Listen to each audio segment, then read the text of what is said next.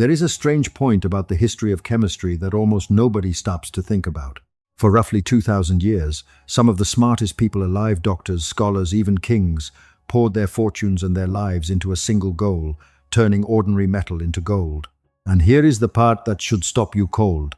They were not stupid. They were not simply superstitious fools waiting to be laughed at by history. They were running an experiment based on a perfectly reasonable assumption. An assumption so reasonable that you, right now, without even noticing, probably still believe a softer version of it yourself. Today we are going to take that assumption apart, piece by piece, the way a physicist would, the way Feynman would have insisted we do it.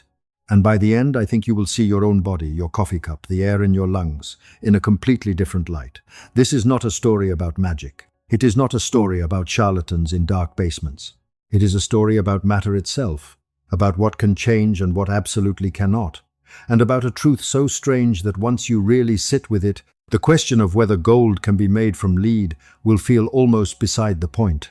Let's start with the picture most of us carry around without examining it. Picture the alchemist.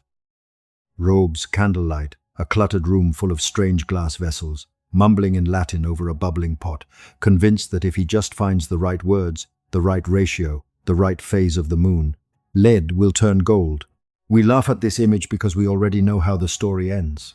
We know modern chemistry. We know the periodic table. We know that gold is element 79 and lead is element 82. And we know or think we know that wanting one to become the other is like wanting an orange to become an apple by wishing hard enough.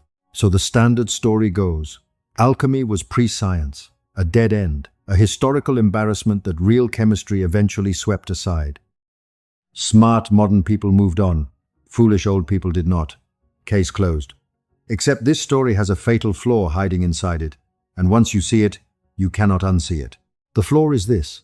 Nearly every tool sitting in a modern chemistry lab today, the flask, the beaker, the distillation column, the very idea of heating a substance and watching what separates out every single one of those tools was invented by alchemists.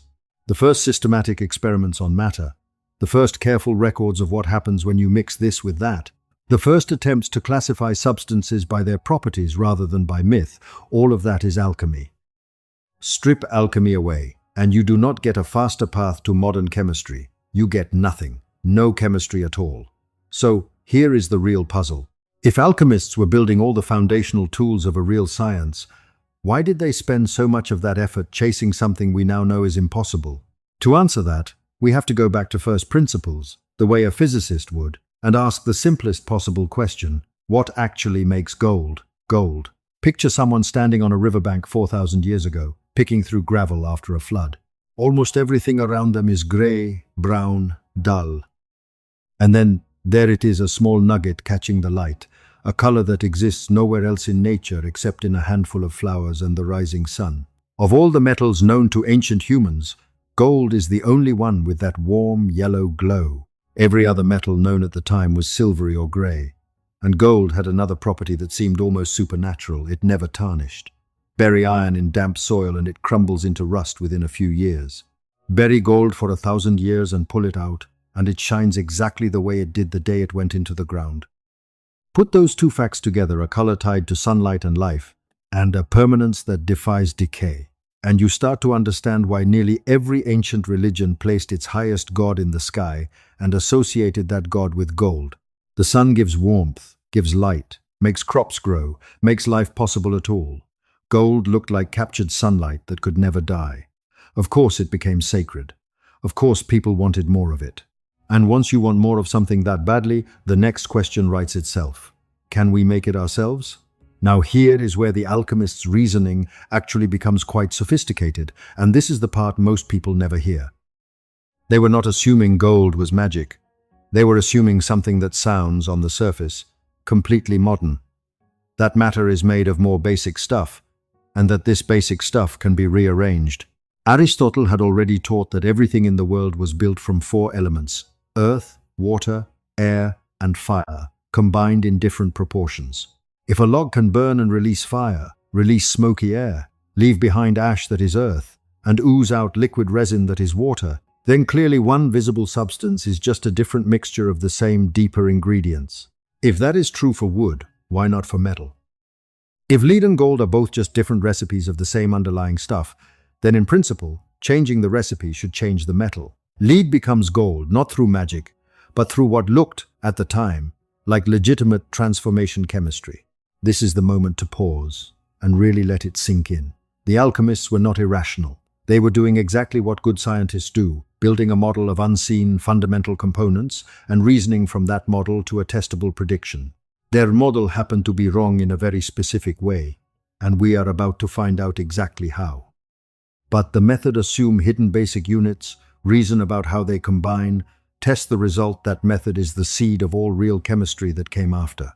So if you remember nothing else from this video, remember this. Alchemy's failure was not a failure of reasoning. It was a failure of one specific, fixable assumption. And tracking down that one assumption is going to take us somewhere much stranger than gold. Before we get there, sit with the human side of this story for a moment, because it explains something that puzzles people even today. Why on earth would otherwise rational adults spend their entire lives, fortunes, and reputations on this? The answer is almost embarrassingly familiar. It was a startup, a real one, with real economics.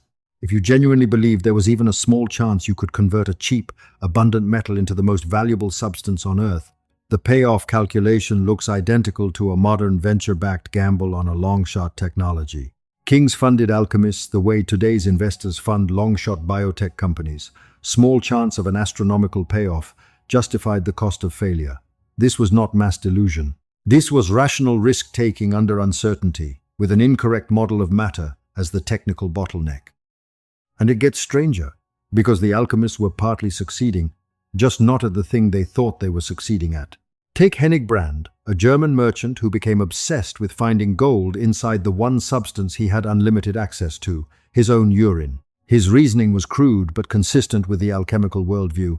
Urine is yellowish, gold is yellowish, perhaps something golden is hiding inside, waiting to be extracted. So he collected staggering quantities of it, something on the order of 1,500 gallons, let it sit and ferment for months, and then boiled it down, again and again, concentrating it into a thick paste. The smell alone, if you think about it for even a second, must have been almost unbearable, and you can start to understand why, when plague swept through towns during this era, the strange men doing strange things with foul-smelling substances in their basements got blamed for summoning the disease itself. But here is the twist. Brand did not find gold. He found something else entirely, a waxy white substance that glowed faintly in the dark on its own, with no flame, no spark, nothing. He had accidentally discovered phosphorus, the first new element isolated by a named individual in recorded history. He failed completely at his actual goal and succeeded, by accident, at something history would remember far longer. And once word got out that he had found a glowing substance, people came to him in secret, offering money, begging to learn the technique, and the knowledge of how to make it eventually passed hand to hand until it reached some of the most important scientific minds of the next century. Even Isaac Newton, the man who gave us the laws of motion and universal gravitation, spent enormous amounts of time and money on alchemical experiments of his own. This was not the eccentric hobby of one isolated crank. This was mainstream intellectual culture for centuries.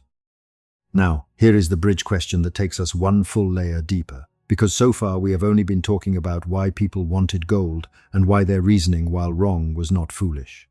The deeper question is this: what is actually different about gold and lead at the most fundamental level that makes one transformation easy and the other essentially impossible?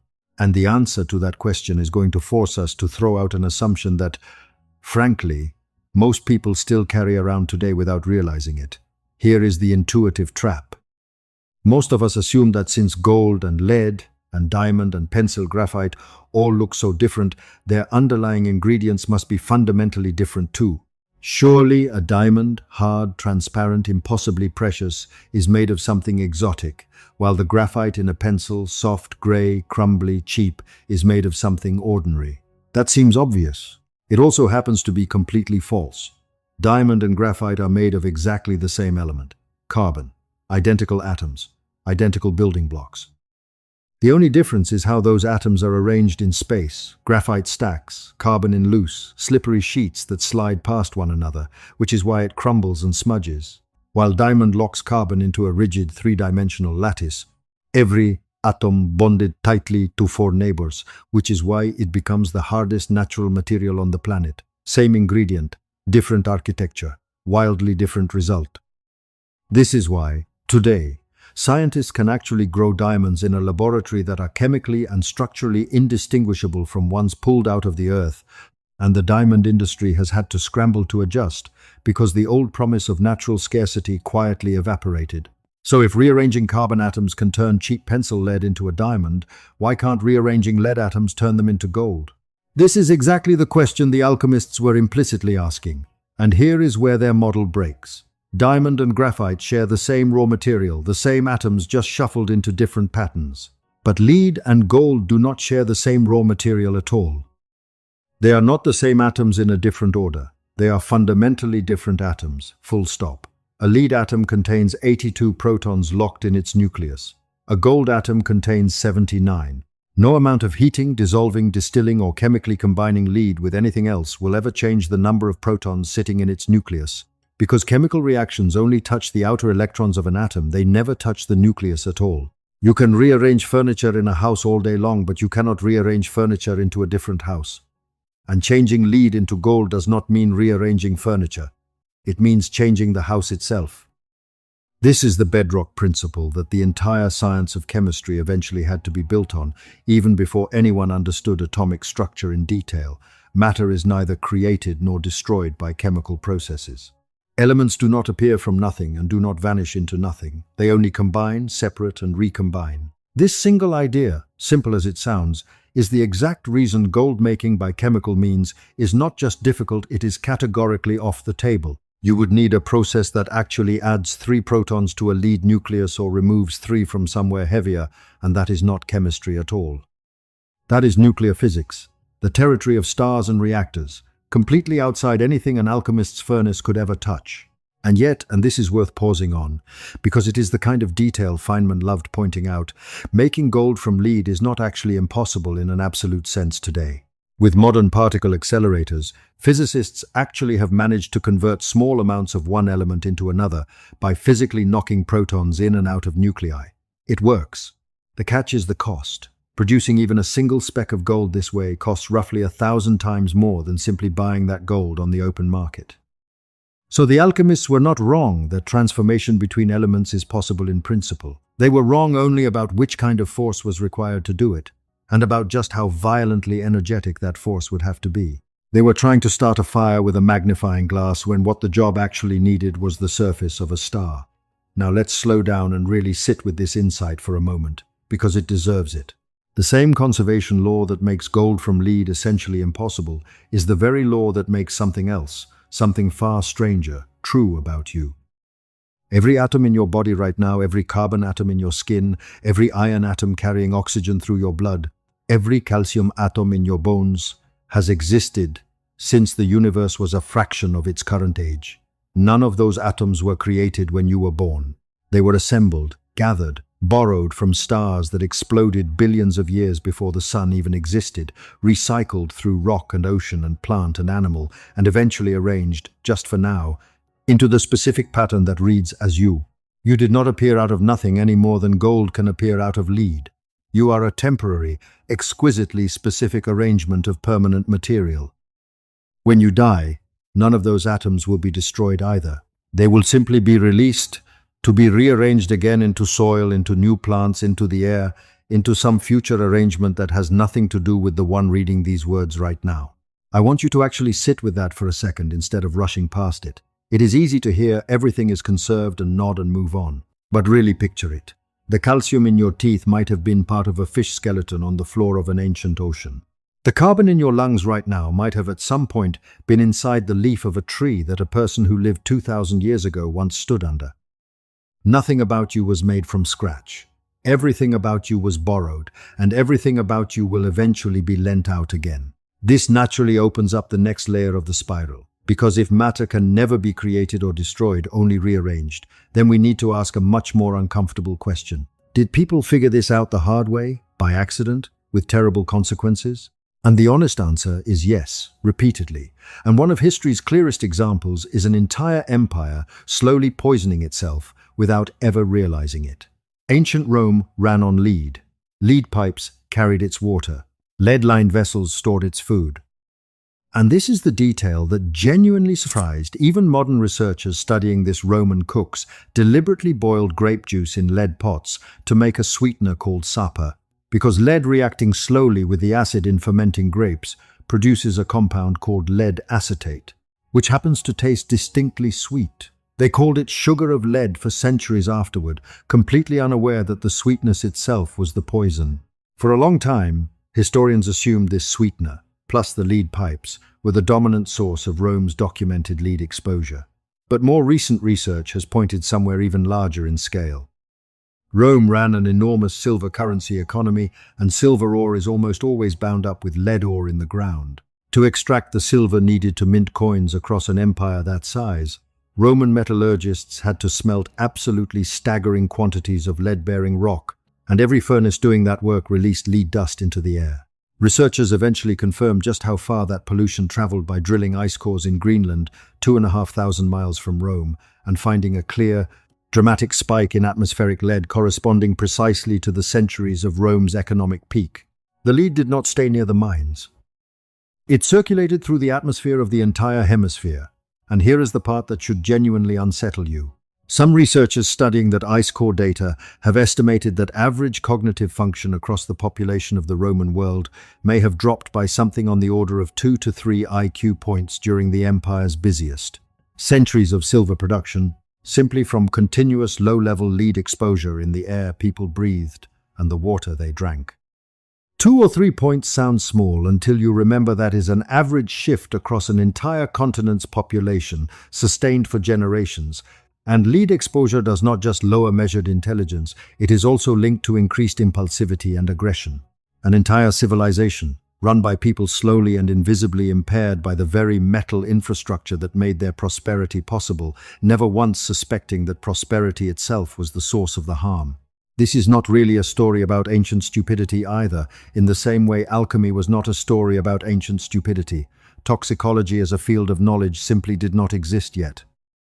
Nobody had any framework for connecting a slow-acting, invisible, tasteless substance to changes happening gradually inside a body over years. You cannot guard against a danger you have no concept for. The truly unsettling thought is the mirror question this leaves hanging in the air for us. What substances are we surrounded by right now, today, that we treat as completely unremarkable, that some future generation, armed with knowledge we do not yet have, will look back on with the exact same disbelief we now reserve for Roman lead pipes? This question deserves a moment of its own quiet wait before we move forward, because it connects directly to something that happened on the other side of the world at almost the same time, with the same misplaced confidence but a different goal entirely. While European alchemists chased gold, scholars in ancient China were chasing something arguably even more ambitious, not wealth, but immortality. Taoist alchemy, known as the art of the golden elixir, was built on the belief that if you could create a substance pure and incorruptible enough, ingesting or applying it could transfer that incorruptibility into the human body itself. And the substance they kept returning to again and again across centuries was mercury. Mercury is genuinely strange to encounter even now. It is a metal that behaves like a liquid at room temperature, silvery, dense, perfectly mobile, almost alive in the way it moves. To someone without modern chemistry, a metal that refuses to be solid looks less like ordinary matter and more like something charged with vital force. Several Chinese emperors, including the very first emperor of a unified China, consumed mercury-based elixirs specifically in pursuit of eternal life and were instead slowly poisoned by them. Multiple emperors after him repeated the exact same mistake, generation after generation, apparently undeterred by the fact that their predecessors who tried the same elixirs had died. Cosmetically, the logic almost makes a twisted kind of sense once you understand the actual chemistry involved. Mercury is a heavy metal that, when it enters the body, causes muscle tissue to stiffen and tighten. Stiffened, contracted muscle around the face produces an effect that looks remarkably like skin tightening, like wrinkles smoothing out, not unlike the cosmetic effect people seek from injections today. So someone applying a mercury-based compound to their face might genuinely have looked at the mirror, watched their wrinkles soften, and concluded the elixir was working exactly as promised. The visible evidence appeared to confirm the theory. The poison was disguised as proof of success, right up until the slow, cumulative damage caught up with them. Now here is where the spiral turns again, because this should feel familiar by now. The Roman lead poisoning story and the Chinese mercury immortality story are, underneath the surface, the exact same story told twice. In both cases, a culture encountered a substance with one striking, visible property, sweetness, or a smoothing of wrinkles, and built an entire belief system around that one visible effect, with absolutely no way of detecting the invisible, cumulative damage happening underneath. The visible property was real. The conclusion drawn from it was catastrophically wrong. And the gap between those two things was always the same gap, a complete absence of any tool for seeing what matter does inside a living body over time. This is exactly the gap that the next major shift in this story was built to close, and it is finally where the word alchemy gives way, for good, to the word chemistry. So what actually separates the two? This turns out to be a surprisingly difficult line to draw cleanly, and historians genuinely disagree about exactly where to place it. But a few markers stand out clearly. Alchemy operated through secrecy. An alchemist who discovered something valuable hid the method, encoded it in symbolic drawings of dragons and mythical creatures, and guarded it as personal, almost sacred, property. Chemistry, by contrast, demanded the opposite. Experiments had to be reproducible, results had to be published, and conclusions had to survive scrutiny from other people trying to poke holes in them. Alchemy was driven primarily by the dream of profit, make gold, get rich. Chemistry, at least in its founding moments, was driven by something closer to pure curiosity, a desire to understand reality, regardless of whether understanding it produced anything sellable at all. Two figures usually get credited as the field's founding parents, and the contrast between their personalities tells you almost everything about this transition. The first is Robert Boyle, who was, somewhat surprisingly, an alchemist himself for much of his life, but who also did something nobody before him had thought to formalize. He invented litmus paper, soaking strips of paper in plant extracts so that a simple color change could reveal whether a liquid was acidic or basic. It sounds almost trivially simple today, the kind of thing you might see in a middle school classroom, but it was the first time anyone had built a repeatable, shareable instrument for testing the hidden properties of a substance rather than just describing it from memory. Boyle is even more famous, though, for his obsession with gases, and gases were genuinely the last great mystery of physical matter at the time. Solids and liquids you can hold, weigh, watch, freeze, and melt right in front of you. Gas you cannot see at all. The very word gas comes from a root meaning chaos, because to the people first trying to study it, that is exactly what it looked like. Invisible, formless disorder. Boyle's era was electrified by a single dramatic public demonstration known as the Magdeburg Hemispheres, where a city official sealed two metal bowl halves together, pumped every trace of air out from between them, and then hitched teams of horses to each side to show that the resulting vacuum held the two halves together with such force that the horses straining in opposite directions could not pull them apart. It was theatre, but it was theatre making a profound point visible. Empty space, the absence of air, was not nothing. It exerted real, measurable force. Inspired by that demonstration, Boyle built his own vacuum pump, working with his brilliant young assistant Robert Hooke, the same Hooke who would later become famous for his pioneering work with microscopes. Together, they sealed living animals inside their vacuum chamber and watched what happened as the air was slowly withdrawn, a genuinely uncomfortable experiment by today's ethical standards, but one that delivered an unmistakable result. Remove the air, and life cannot continue. Whatever was invisible in that chamber was not nothing. It was essential. And once that became undeniable, it became impossible to keep believing that the world was built from only four simple elements like earth, water, air, and fire. Because here was a clearly definable substance, air behaving in measurable, predictable ways, with properties that had nothing to do with mystical proportions of fire and earth. The second founding figure takes us somewhere even more remarkable, because if you asked most people to name a famous physicist, you would probably get three names without much hesitation: Newton, Einstein, maybe Galileo. Ask the same people to name a famous chemist, and most will draw a complete blank. If chemistry has a single most deserving answer to that question, it is almost certainly Antoine Lavoisier, and what he actually did deserves far more credit than it usually gets, because Lavoisier did not just discover new substances. He built the entire language that chemistry still speaks today. Think about something as basic as table salt. We call it sodium chloride. Why sodium first, chloride second, and not the reverse? Why not some entirely different naming convention altogether? The answer is that Lavoisier personally established the rule: name the positively charged component first, the negatively charged component second, and derive the compound's name systematically from its ingredients rather than from folklore or appearance. Before Lavoisier, substances were named however tradition, superstition, or a particular alchemist's private code happened to dictate. After Lavoisier, names actually described composition. This sounds almost bureaucratic until you realize what it actually accomplished. It turned chemistry from a scattered collection of private recipes into a shared language anyone could learn, use, and verify. And here is something genuinely strange about how Lavoisier got there. He did not start out wanting to be a scientist at all. He trained as a lawyer in an era when nearly every educated person studied law as a default path. To fund his real passion, laboratory research, he bought a stake in France's tax collection system, a practice where the Crown effectively auctioned off the right to collect taxes to private syndicates who would pay the Crown a fixed sum up front and then keep whatever they managed to extract beyond that amount from the public.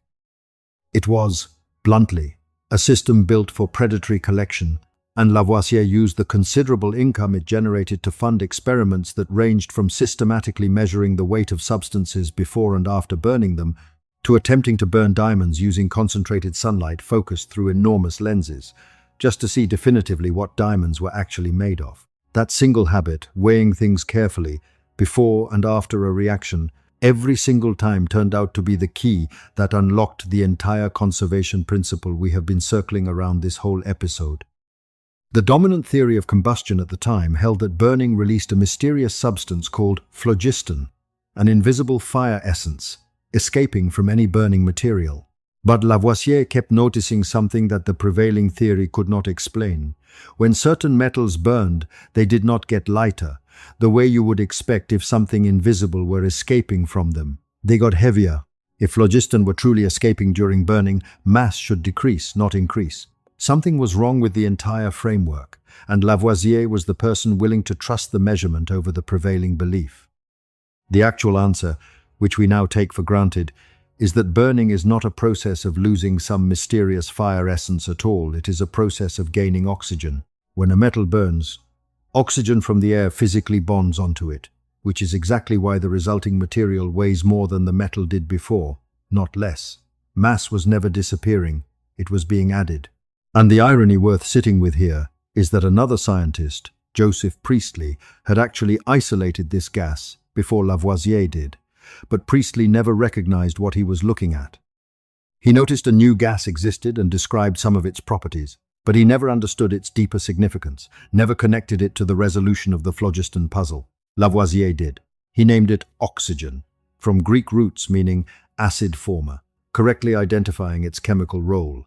And in doing so, he did something far harder than simple discovery. He understood what he was seeing. There is a real difference between noticing a star exists and noticing that star's motion reveals an entire unseen planet orbiting nearby. Priestley did the former. Lavoisier did the latter. This is genuinely one of the most Feynman-like moments buried inside this entire story, because it captures exactly the principle Feynman spent his whole career insisting on. It is not enough to observe something. You have to be willing to let a careful, repeated measurement override a comfortable, popular theory, even when the theory is the one every respected authority around you already believes. Lavoisier looked at a contradiction everyone else had learned to ignore: burning metal, gaining weight instead of losing it, and rather than explaining the contradiction away, he let it demolish an entire accepted framework and replace it with something new and far more accurate. Now we arrive at the moment to step back and let this insight breathe for a second, because this is the resolution to the puzzle we opened with at the very start of this video. The reason lead cannot become gold and the reason burning metal gains weight are, underneath everything, the exact same law, expressed in two different situations. Matter is never created. Matter is never destroyed. It only ever moves, combines, and rearranges. This is the law the alchemists were fumbling toward for 2,000 years without ever quite landing on the precise version of it, and it is the law Lavoisier finally pinned down with nothing more than a balance scale and the discipline to trust what it told him, even when it contradicted everyone around him. There is something quietly heartbreaking about how Lavoisier's own story ended, and it is worth telling honestly rather than glossing over, because it adds a strange and very human texture to this whole arc. The same tax collection system that funded his research also made him deeply unpopular, and when the French Revolution erupted, the very people who had once needed his money came to see him as a symbol of the corrupt old order. One of the revolutionary leaders, Jean-Paul Marat, had years earlier submitted a scientific paper defending phlogiston theory, the very theory Lavoisier's measurements were actively disproving, and Lavoisier, reviewing it honestly, rejected the paper. Marat never forgave that rejection. Years later, holding genuine political power during the revolution, Marat helped paint Lavoisier as exactly the kind of tax-extracting aristocrat the public should despise, and Lavoisier was eventually sent to the guillotine. The judge presiding over his trial is reported to have said that the Republic needs no scientists, only justice. Lavoisier was executed in 1794, at the height of his intellectual power, for reasons that had essentially nothing to do with the science that would make him immortal in an entirely different sense. But his wife, Marianne Lavoisier, deserves her own place at the center of this story rather than a footnote in his. She was not merely a supportive spouse standing politely off to the side. She was trained as a chemist in her own right. She illustrated the diagrams for his published research. She translated foreign scientific papers he could not read himself. And she worked alongside him at the laboratory bench for years as a genuine intellectual collaborator. After his execution, she did something remarkable. She eventually remarried a scientist named Benjamin Thompson, who held the title Count Rumford. And through that connection, when later historians traced the lineage of scientific mentorship leading to the vast majority of chemistry's Nobel laureates, an extraordinary number of those lines trace back through these two men, Lavoisier and Rumford, with Marianne standing as the connective thread linking both halves of the family tree of modern chemistry. The woman holding the entire intellectual lineage together has, for centuries, been treated as a footnote.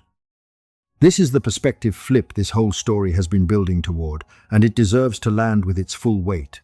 We started by laughing, gently, at the image of a robed alchemist hunched over a bubbling pot, convinced he could conjure gold out of lead through sheer will and ritual.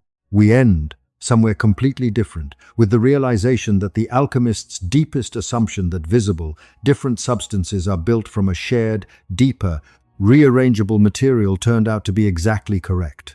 He simply lacked the tool, the nuclear force, required to act on that truth at the level he was attempting it.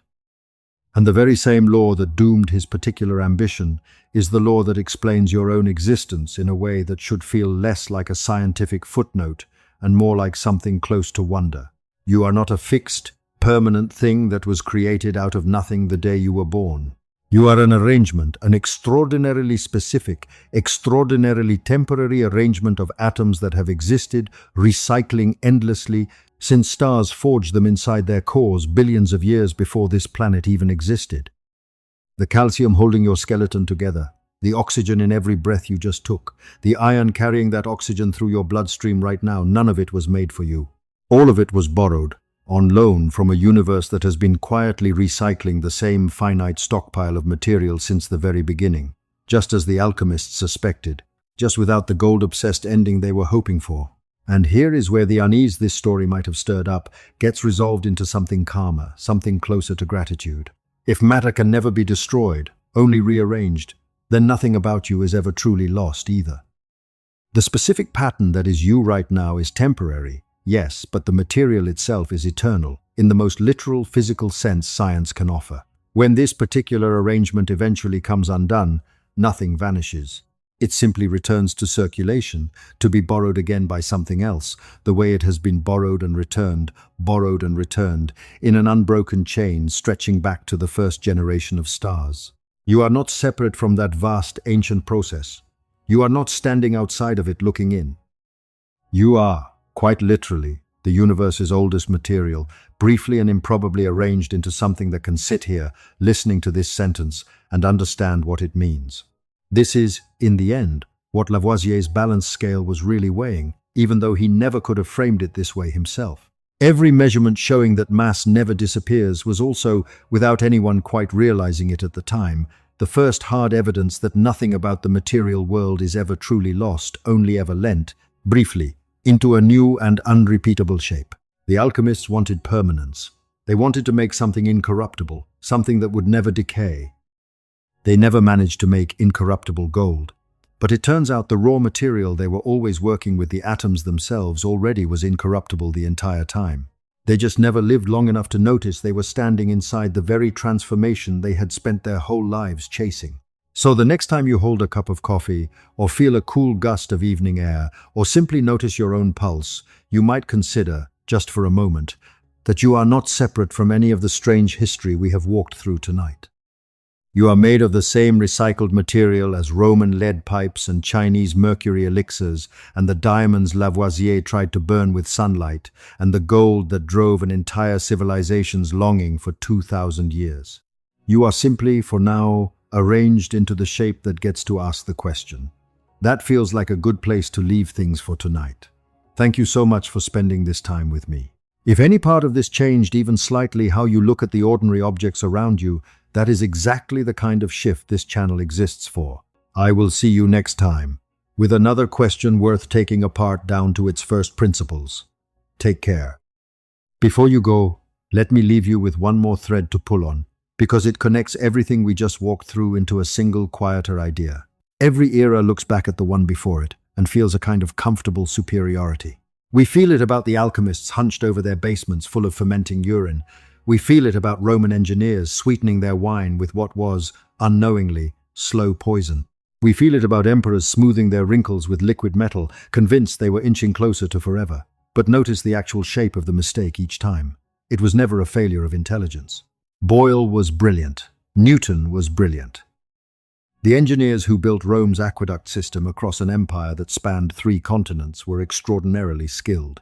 The mistake, every single time, was the same. Mistaking a visible effect for a complete explanation and treating the absence of a tool to see deeper as proof that there was nothing deeper to see. That is worth carrying with you, not as a reason for anxiety about what we might be getting wrong today, but as something closer to humility mixed with curiosity, which, if you think about it, was Feynman's entire operating principle. He used to remind people that the easiest person to fool is yourself, precisely because confidence feels identical whether you are right or wrong. The alchemists were confident, the Roman engineers were confident. The emperors drinking liquid mercury were confident. Confidence was never the missing ingredient, verification was. And this is, in a strange way, the most optimistic note this whole story could end on. We are not smarter than the people in this story. We simply inherited better tools, built slowly, generation after generation, by people willing to let a measurement beat a belief. The way Lavoisier let his balance scale beat the comfortable theory everyone around him still trusted. Whatever invisible thing we are getting wrong about the world right now, and there is almost certainly something, will eventually be caught the exact same way.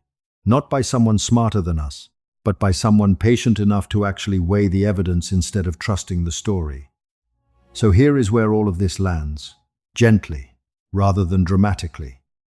You are built from material that has already survived the death of stars, the formation and destruction of mountains, the rise and fall of every civilization we just talked about tonight, including the lead in Roman pipes and the mercury in Chinese elixirs, all of it now circulating quietly through soil, ocean, and air, some fraction of it perhaps even inside you at this very moment, just in a far less concentrated and far less dangerous form. None of that material was ever destroyed. It only ever changed address. And for this brief, specific stretch of time, some of the oldest material in the universe is arranged precisely the way it needs to be in order to sit still, listen to a voice through a pair of headphones, and quietly wonder about its own origins. That arrangement will not last forever, but the material making it possible never had a beginning you can point to, and it will never have an end either. It will simply, eventually, become something else entirely, the way it always has. I think that is a far stranger and far more comforting conclusion than anything the alchemists were originally chasing. They wanted gold that could never tarnish. What they were already holding the entire time, without realizing it, was something better. Matter that can never actually be lost, only ever borrowed, briefly, into shapes worth noticing before they change again. Thank you for spending this time with me tonight. If this shifted even slightly how you look at the ordinary materials around you, that is exactly the kind of experience this channel exists to create. I will see you next time with another question worth taking all the way down to first principles. Take care of yourselves.